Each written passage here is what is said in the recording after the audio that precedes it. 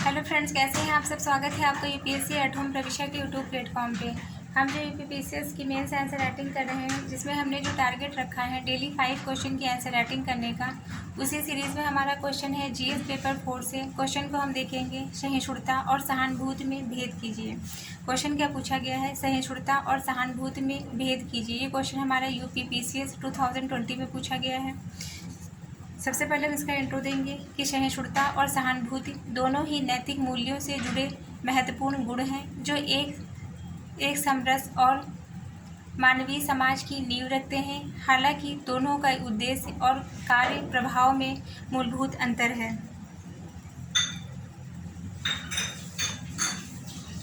तो ये हमने इसका इंट्रो देख लिया। अब हम क्वेश्चन का जो मेन बॉडी का पार्ट है, जिसमें इसका जो भेद पूछा गया है कि सहिष्णुता और सहानुभूति के बीच में क्या अंतर है, तो सबसे पहले हम देखेंगे इसकी डेफिनेशन दोनों की। सहिष्णुता में क्या बताया गया है कि भिन्न मतों और आस्थाओं या व्यवहारों को स्वीकार करना। मतलब सहिष्णुता का अर्थ है कि दूसरों के विचारों, मतों, धर्मों, आस्थाओं या व्यवहारों को स्वीकार करना, भले ही वे हमें अपने विचारों से भिन्न हों। इसका मतलब यह नहीं कि हम उनकी पूर्ण सहमत देते हैं, बल्कि हम उनके अस्तित्व और अधिकार को मान्यता देते हैं। दूसरा क्या है, सहानुभूति। इसमें क्या बताया गया है कि दूसरे के दुख दर्द को महसूस करना और उनकी मदद करना। सहानुभूति का अर्थ है कि किसी अन्य व्यक्ति के दुख, पीड़ा और परिस्थितियों को समझना और उससे भावात्मक रूप से जुड़ना। यह एक सक्रिय भावना है जिसमें दूसरों के लिए करुणा और मदद का भाव होता है। नेक्स्ट हम देखेंगे नेचर, मतलब स्वरूप। इसमें क्या बताया गया है, सहिष्णुता का स्वरूप क्या है, निष्क्रिय स्वीकृति। यह आमतौर पर एक निष्क्रिय प्रक्रिया है जहां व्यक्ति भिन्नताओं को सहन करता है, लेकिन आवश्यक नहीं है कि उसमें गहरा जुड़ाव हो। दूसरा क्या है, सहानुभूति। इसमें क्या बताया गया है, सक्रिय सहभागिता। सहानुभूति यह एक ऐसी भावना है, यह एक ऐसी सक्रिय भावना है जिसमें व्यक्ति दूसरों के दर्द को महसूस करता है और मदद करने की इच्छा रखता है। नेक्स्ट हम देखेंगे इसकी उत्पत्ति। सहिष्णुता की उत्पत्ति कैसे हुई। सहिष्णुता की उत्पत्ति हुई धैर्य, मानसिक संयम से, और सहानुभूति की करुणा और संवेदनशीलता से। नेक्स्ट हम देखेंगे क्रिया की प्रकृति। इसमें जो है क्या बताया गया है कि सहना और प्रतिक्रिया ना देना। मतलब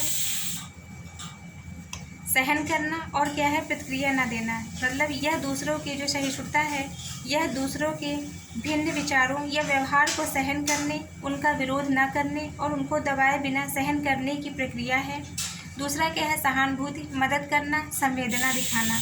इसमें क्या बताया गया है कि यह दूसरों के दुख दर्द को समझकर उनकी सहायता करने, सहारा देने और उनकी पीड़ा को कम करने का प्रयास करती है। इसको हम कुछ उदाहरण के माध्यम से देखेंगे। सहिष्णुता में बताया गया है कि विभिन्न धर्मों के उत्सवों को स्वीकार करना। मतलब एक व्यक्ति अपने पड़ोसी के धार्मिक त्योहारों को सम्मान देता है, भले ही वह खुद उस धर्म का पालन न करता हो। लोकतंत्र में भिन्न राजनीतिक विचारों का सम्मान और स्वीकार करना।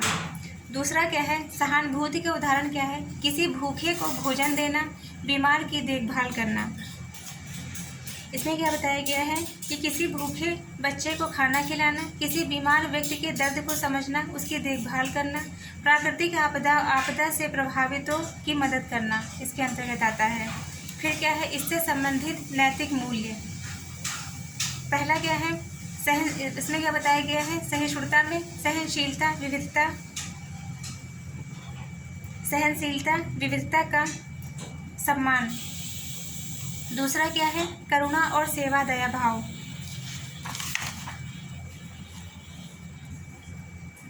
तो इसको जो है दोनों को हम एक उदाहरण के माध्यम से समझेंगे।